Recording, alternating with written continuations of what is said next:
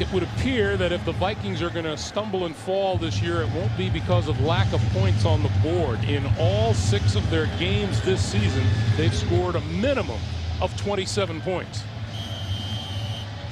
Isn't it fun to watch somebody play this game whose emotions are so close to the surface? Lardarius Webb from his own 2. Ahead of steam and out to about the 25. A happy Brett Favre on the sideline as Baltimore starts first down at its own 25-yard line. And now up to Joe Flacco and his offense to see if they can answer. Plenty of time left, 10 minutes remaining in the 4th quarter. Look out, Joe!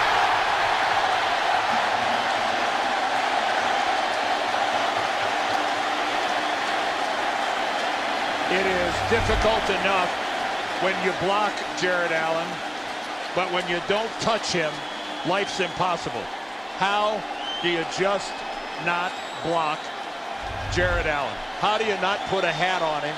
You have to assume that the left tackle, Michael Orr, made some sort of a mistake. 2nd and 19. Flacco going to throw this one down the middle, and he's got his man, Kelly Washington, for a first down.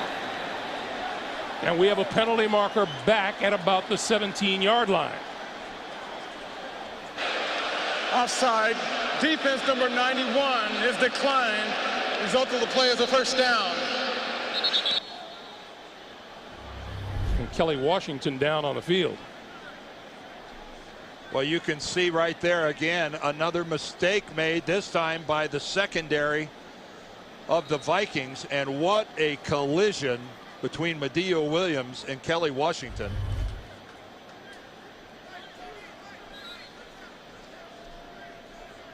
And Kelly Washington still flat on his back at the 45-yard line. And we'll take a break as they help him up. We'll be back. We're happy to tell you Kelly Washington popped up off of the ground and trotted off the field under his own power. Demetrius Williams replaces him. Flacco throwing far sideline incomplete. Let's go back to that play. Well, yeah, let's go back to it. I'm sure maybe somebody thinks, well, gee whiz, isn't this a hit on a defenseless receiver? Well, I think Washington catches the ball and then turns upfield. At this point in time, he's a runner. He's a runner, and he's no longer a receiver, in my estimation, and that's just a good, hard hit by Madieu Williams, and thankfully, everyone appears to be okay. And he did see Madieu Williams coming, too. Yes, absolutely right. I think that's a point that needs to be made. 2nd and 10. Flacco under pressure and got rid of it. Boy, Joe Flacco is still down.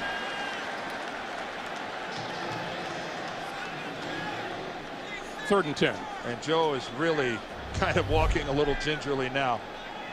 Michael Orr doing everything he can do to get out of his stance, but this isn't Jared Allen. Again, it's Kevin Williams. And poor Joe Flacco, their feet are actually tangled up. It's like his spikes, Williams' spikes are like caught in Flacco's shoelaces. Of course, this is after 330-pound Kevin Williams steps on him. 3rd and 10. Flacco over the middle inside the 40, and it is ruled a catch. Demetrius Williams made the catch at about the 38-yard line.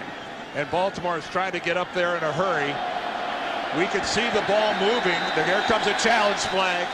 Brad Childress threw that one about 20 yards. Wow, and Baltimore was getting up there in a hurry to try to quick snap it. I saw him juggle the ball, but the question is, did the ball touch the turf? Brad Childress may have thrown maybe the 4th or 5th best pass of the day. All right, let's watch it one more time. Demetrius Williams. This was a heck of a delivery by Joe Flacco. Oh, did the ball touch the ground? He did not have complete control of the ball initially.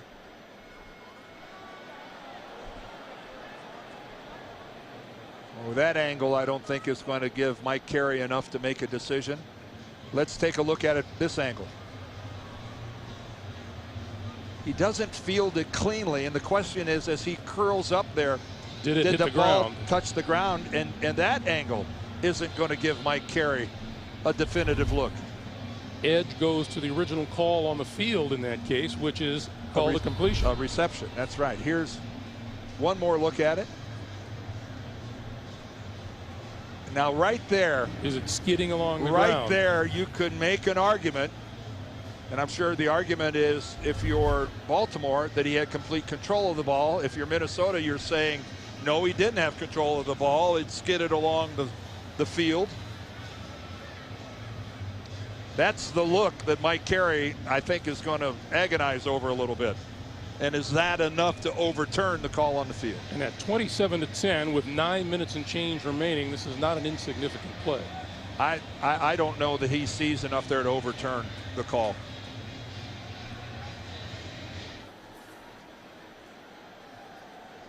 Talk to us, Mike. After review, the ruling on the field stands. I think that was exactly right, Dan. Not enough evidence to overturn the call. And if that call on the field, Greg, would have been ruled an incompletion, I think that replay would have stayed an incompletion. So that costs the Minnesota Vikings a timeout. Each team now has 2 timeouts remaining with 9:08 to play in the 4th. But it's a good challenge by Brad Childers. It's close enough that you gotta make him go under the hood to look at that. That moves the line of scrimmage now to the Minnesota 38-yard line. First down. Jared Allen looking for a little vocal support.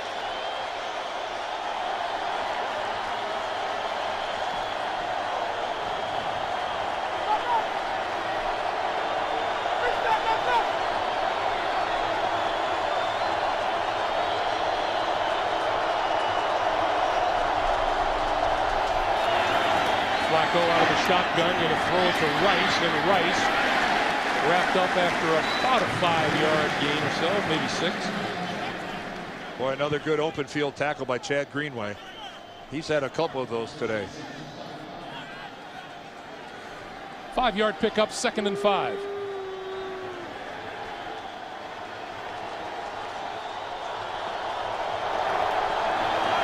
Flacco got rid of it. Down the sideline it is. Oh, what a catch made by Mark Clayton for the touchdown.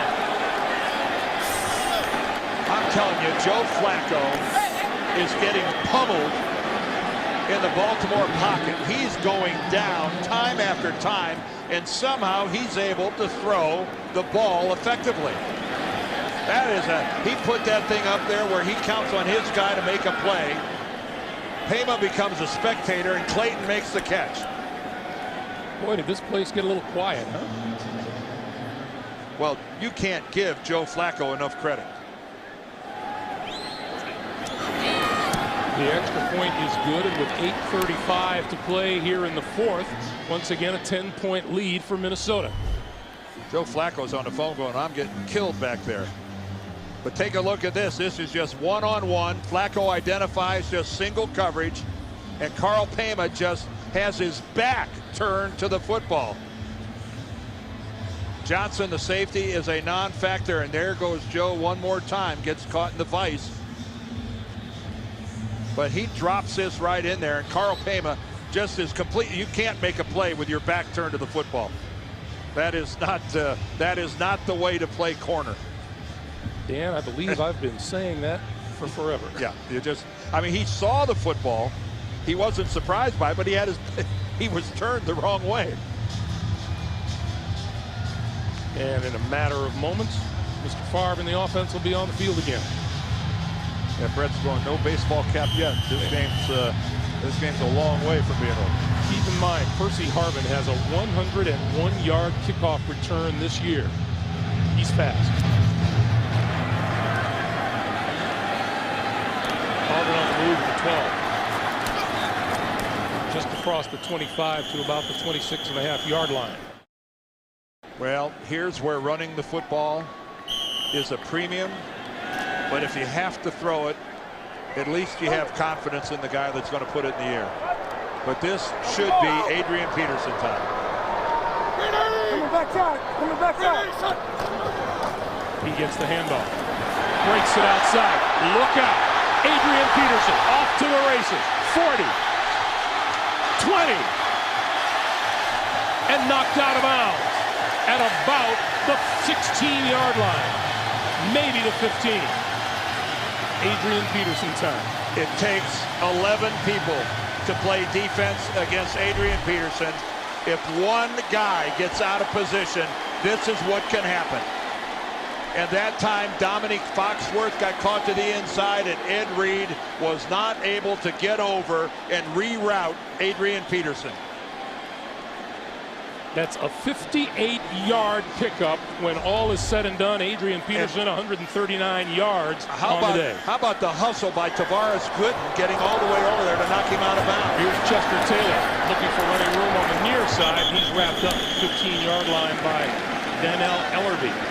I think I might understand, Greg, why Ray Lewis called Tavares Gooden that physical freak. He ran all the way across the field and ran down Adrian Peterson to knock him out of bounds. That's a linebacker we're talking about.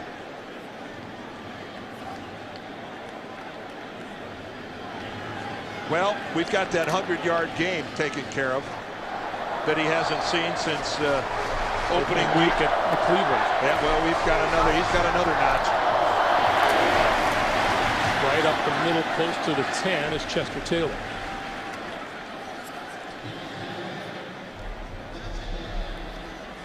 They went 39 games without anyone cracking 100. Cedric Benson did it last week. Now Adrian Peterson has done it this week. It's not that no one has run the ball on Baltimore during that period of time. It's just they haven't had a 100-yard rusher.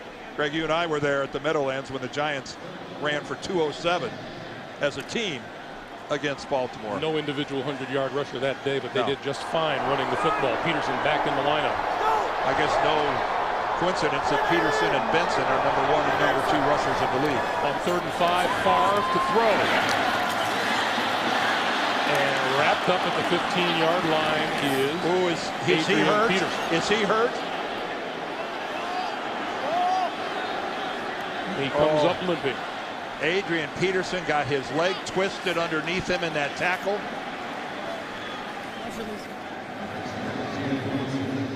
Oh, and that Adrian Peterson, watch right here.